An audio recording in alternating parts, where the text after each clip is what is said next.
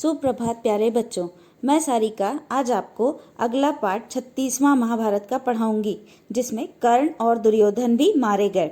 द्रोण के मारे जाने पर कौरव पक्ष के राजाओं ने कर्ण को सेनापति मनोनीत किया। मद्र राजशल्य कर्ण के सारथी बने। दूसरे दिन कर्ण के सेनापतित्व में फिर से घमासान युद्ध जारी हो गया। अर्जुन की रक्षा करता हुआ भीम अपने रथ पर पीछे पीछे चला और दोनों एक साथ कर्ण पर टूट पड़े। जब दुशासन ने यह देखा कि उसने भीम पर बाणों की वर्षा करना शुरू कर दिया, उसको भीम ने एक ही धक्के में जमीन पर गिरा दिया। उसका एक एक अंग तोड़ मरोड़ डाला। भीम मैदान में नाचने कूदने लगा और चिल्लाने लगा, मेरी एक प्रतिज्ञा पूरी हुई, अब दुर्योधन की बारी है, उसका काम तमाम करना बाकी है। भीमसेन का यह भयानक रूप देखकर कर्ण भी कांपने लगा। तभी अश्वत्थामा को दुर्योधन ने पांडवों पर हमला करने की आज्ञा दी।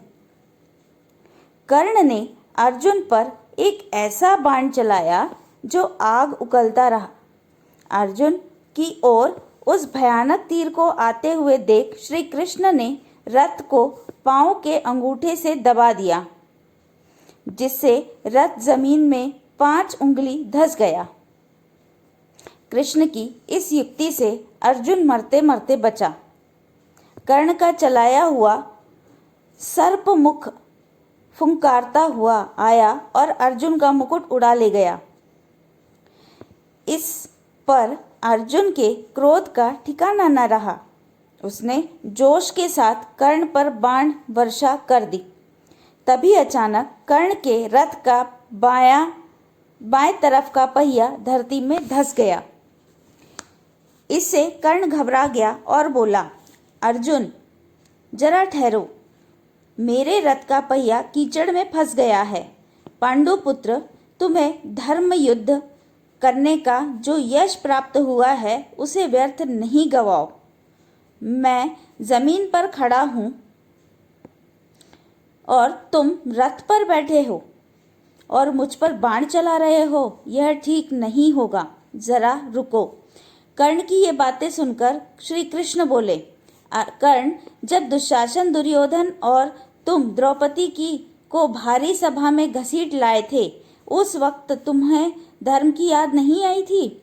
जब दूध मुँहे बच्चे अभिमन्यु को तुम 7 लोगों ने एक साथ मिलकर मार डाला था, तब तुम्हारा धर्म कहाँ गया था? और आज मुसीबत सामने खड़ी दिखाई दे रही है तो तुम्हें धर्म याद आ रहा है? श्री कृष्ण की इस झिड़की का कर्ण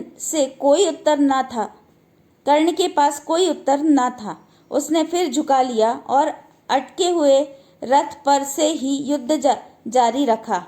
इतने में कर्ण का एक बाण अर्जुन को जा लगा तो वह थोड़ी देर के लिए विचलित हो उठा। बस यही जरा सा समय पाकर कर्ण रथ से उतर पड़ा और रथ का पहिया उठाकर उसने समतल पर लाने की कोशिश करने लगा। कर्ण के हजारों प्रयत्न करने पर पहिया गड्ढे से निकलता न था। यह स्थिति देख श्री कृष्ण ने अर्जुन से कहा, अब देरी ना करो, हिचकिचाओ मत, इसी समय इसे खत्म कर दो। श्री कृष्ण की यह बात मानकर अर्जुन ने एक बाण तानकर ऐसा मारा कि कर्ण का सिर कटकर जमीन पर गिर गया। जब दुर्योधन को इस बात की खबर मिली कि युद्ध में कर्ण भी मारा गया है, उसके शोक की सीमा न रही। दुर्योधन की इस अवस्था पर कृपाचार्य को बड़ा तरस आया। उन्होंने दुर्योधन को सांत्वना देते हुए कहा, राजन, अब तुम्हारा कर्तव्य यही है कि पांडवों से किसी प्रकार संधि कर लो। अब युद्ध बंद करना ही श्रेयस्कर होगा। यद्यपि दुर्योधन हताश हो चुका था और फिर भी कृपाचार्य की यह सलाह उसे बिल्कुल पसंद न आई। वह उसे मानने के लिए तैयार न हुआ। सभी कौरवों ने दुर्योधन की बात का समर्थन किया और कहा कि जारी रखना ही ठीक रहेगा युद्ध।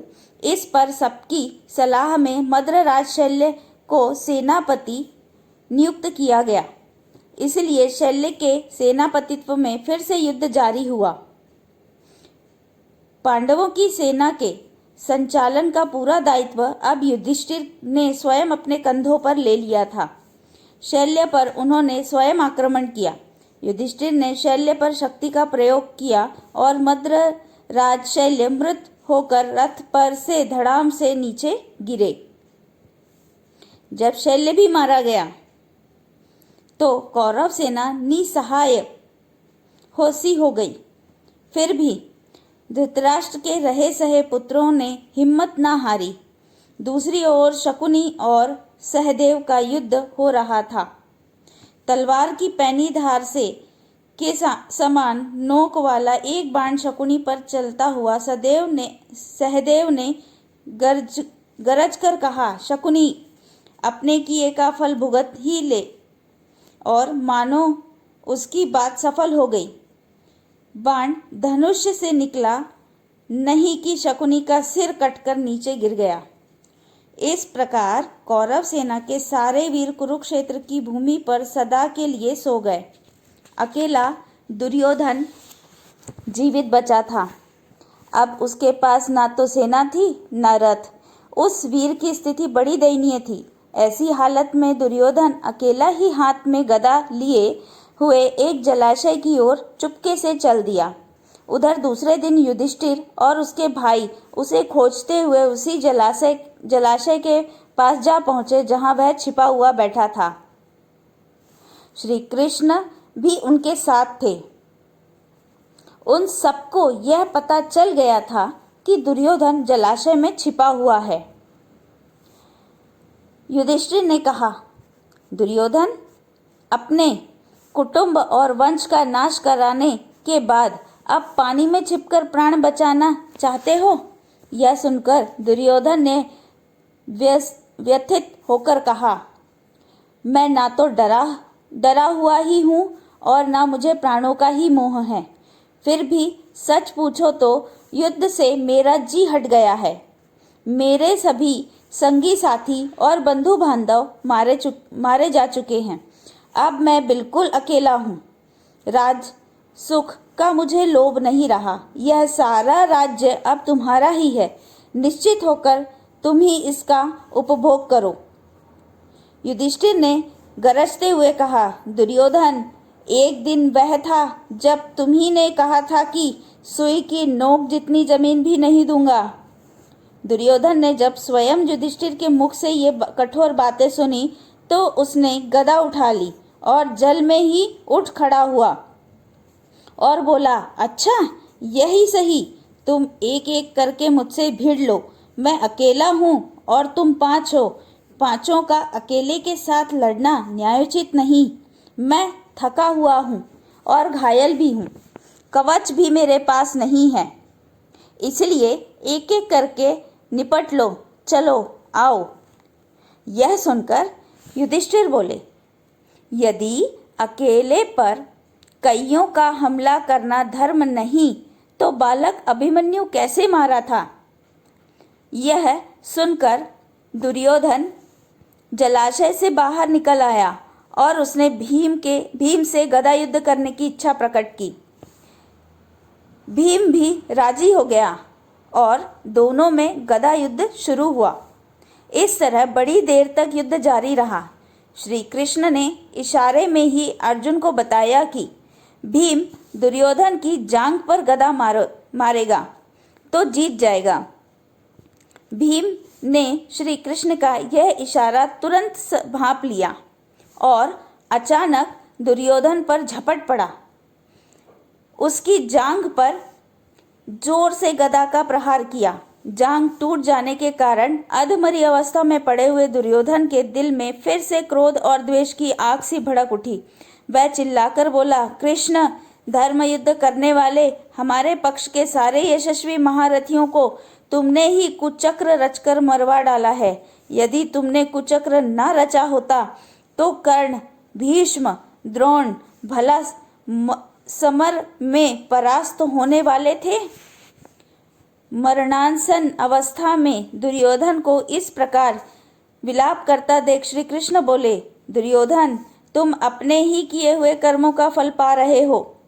तुम यह क्यों नहीं समझते हो और पश्चाताप करते, और अपने अपराध के लिए दूसरों को दोष देना बेकार है। तुम्हारे नाश का कारण मैं नहीं, लालच में पड़कर तुमने जो महापाप किया था उसी का यह फल तुमने भुगता है। आज हमने आखिरी पाठ 36 देखा। धन्यवाद।